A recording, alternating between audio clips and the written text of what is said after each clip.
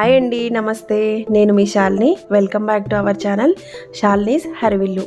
ఇవాల్టి వీడియోలో మంచి గ్రేవీతో మటన్ కర్రీని ఎలా చేసుకోవచ్చో చూపిస్తున్నాను.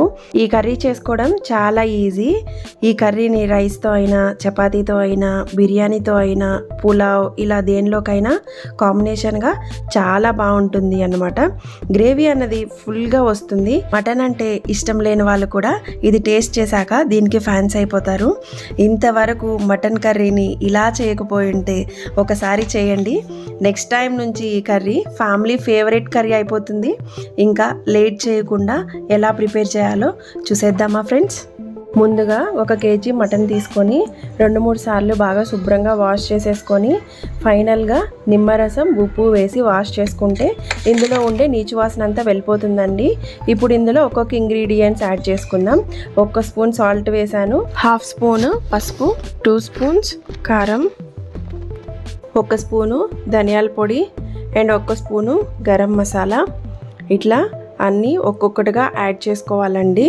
అల్లం వెల్లుల్లి పేస్టు పెద్ద స్పూన్తో 1 స్పూన్ వేసుకుంటున్నాను. ఫ్రెష్గా నూరుకున్న అల్లం వెల్లుల్లి పేస్ట్ అండి. అప్పటికప్పుడు నూరుకునింది అయితే మంచి టేస్ట్ వస్తుంది.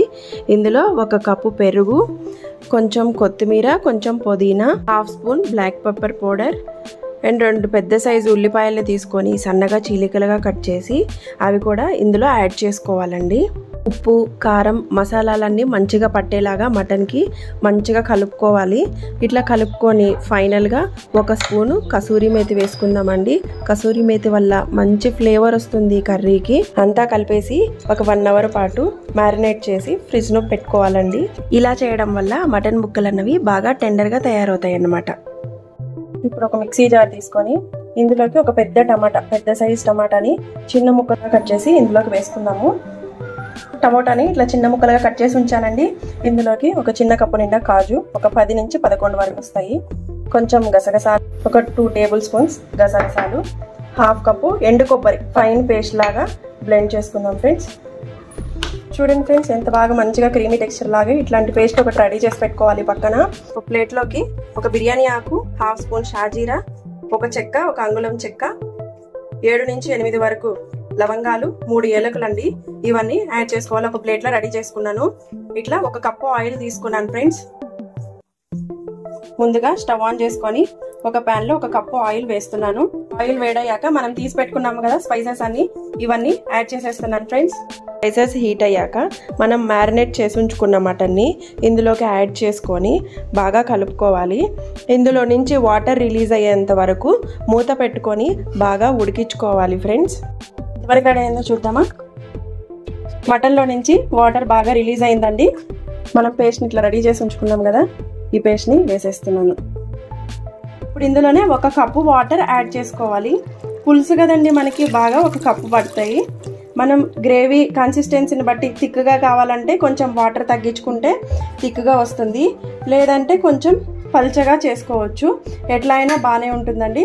ఇప్పుడు ఇందులో కొంచెం కొత్తిమీర యాడ్ చేసుకొని ఉప్పు సరిపోయిందో లేదో చెక్ చేసుకొని ఒకసారి కలిపేసుకొని విజిల్ పెట్టేసుకుందామండి కుక్కరు. ఫైనల్గా లిడ్ క్లోజ్ చేసుకోబోయే ముందు 1 స్పూను మటన్ మసాలా అండి. మటన్ మసాలా బయట దొరికేవన్నా వేసుకోవచ్చు, లేకపోతే మనం ఇంట్లో అయినా ప్రిపేర్ చేసుకోవచ్చు. నెక్స్ట్ వీడియోలో నేను మటన్ మసాలా అప్లోడ్ చేస్తాను. ఇక్కడ మటన్ని పట్టి విజిల్స్ ఉంటాయండి. లేత మటన్ అయితే 5 విజిల్స్ సరిపోతాయి. కొంచెం ముదురుగా ఉండిందంటే మటను ఒక 7 విజిల్స్ వస్తే బాగా ఉడుకుతుంది ఫ్రెండ్స్. ఎంతవరకు రెడీ అయిందో చూద్దాం ఫ్రెండ్స్. ఇట్లా బాగా థిక్ గ్రేవీ అయితే రెడీ అయిపోయింది. 2 పచ్చిమిర్చిని ఇట్లా చీలికలు చేసుకొని వేసుకుంటున్నానండి. కొత్తిమీర, కొంచెం జీడిపప్పు పలుకుల్ని ఇట్లా వేసుకుంటున్నానండి. ఇవి కర్రీ మనం మధ్యలో తినేటప్పుడు తగులుతూ ఉంటే చాలా టేస్టీగా ఉంటాయి. ఇప్పుడు మనం పీస్ రెడీ అయిందో లేదో చూద్దామా ఫ్రెండ్స్. ఎస్, పర్ఫెక్ట్గా బాయిల్ అయిందండి. Mutton curry ready. డిలీషియస్గా సూపర్ టేస్టీగా ఉండే మటన్ గ్రేవీ రెడీ అయిపోయింది ఫ్రెండ్స్. ఈ వీడియో కనుక నచ్చినట్లయితే లైక్ చేయండి, షేర్ చేయండి, సబ్స్క్రైబ్ చేయండి ఫ్రెండ్స్.